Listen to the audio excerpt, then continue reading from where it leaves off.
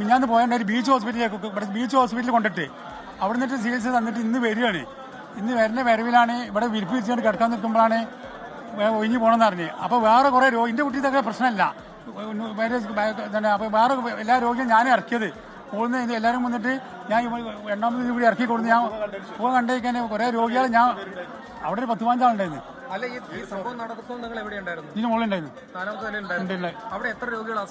അവിടെ ഒരു 8-10 രോഗികളൊക്കെ ഉണ്ട്. എന്റെ കുട്ടീനെ കൊണ്ട് കെടുത്തായിരുന്നു. കെടുത്തിന് നിന്റെ കുട്ടി 15 വയസ്സായ കുട്ടിയാണ്. ഓരൊക്കെ മണ്ടാൻ വയ്യാന്നുള്ളൂ. അപ്പൊ വേറെ രോഗികളുണ്ട് കിടക്കണേ. ഓലൊക്കെ താങ്ങി പിടിച്ചിട്ടാണ് ഞാൻ എല്ലാവരും കൂടി ദീപകാരനിപ്പോ വിലങ്ങും ഇതുണ്ടല്ലോ ഈ ഇത് കൊണ്ടുവരുന്ന സാധനം അതിന് വിലങ്ങും പിടിക്കേണ്ട അടിക്ക് എത്തി കിട്ടി. അപ്പൊ പിന്നെ ഇനി പറയാനുള്ള എന്താ അറിയോ, ഇനി പറയാനുള്ള ഇവിടെ തന്നെ ബീച്ച് ഹോസ്പിറ്റലിൽ പറഞ്ഞേക്കാതെ ഇവിടെ എങ്ങനെ സൗകര്യം ചെയ്ത് ഈ രോഗികൾക്ക് ചികിത്സിക്കണം. ഈ രോഗികൾക്ക് പോലെ ആരും അറിയുന്നില്ല. ഇവിടെയുള്ള രോഗികൾ കിടന്ന് ഇറങ്ങാറുണ്ട്. ഞാൻ മാറ്റിയാണ്.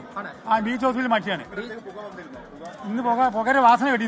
അന്ന് പുക പൊന്തിന്ന് ഇന്ന് പുകയുടെ വാസന കേട്ടപ്പോൾ തന്നെ എല്ലാവരും ഇറക്കി വെക്കാൻ വേറെ ഇപ്പൊ ഇവിടെ രണ്ടാമത് ഇവിടെ ഈ പുകയുടെ വാസന കേട്ടപ്പോഴേക്കും നിങ്ങളോട് ആരാ പറഞ്ഞു? അവിടെ തന്നെ ജീവനക്കാർ പിന്നെ കുറെ ആൾ ഹെൽപ്പ് ചെയ്യുന്ന ആളുകൾക്ക് വന്നിട്ട് പെട്ടെന്ന് ഇറങ്ങാൻ പറഞ്ഞു.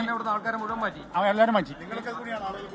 ഞാനാണ് എന്റെ കുട്ടിക്ക് നടക്കാൻ വയ്ക്കും കുറച്ചേച്ച. ഞാൻ തീരെ വയ്യാത്ത ആളുകൾ ഞാൻ നോക്കി പിടിച്ച സാധനം പിടിച്ചാൽ ഞാൻ ഇത് ഉന്തി കൊടുത്തത് ഞാനാണ്.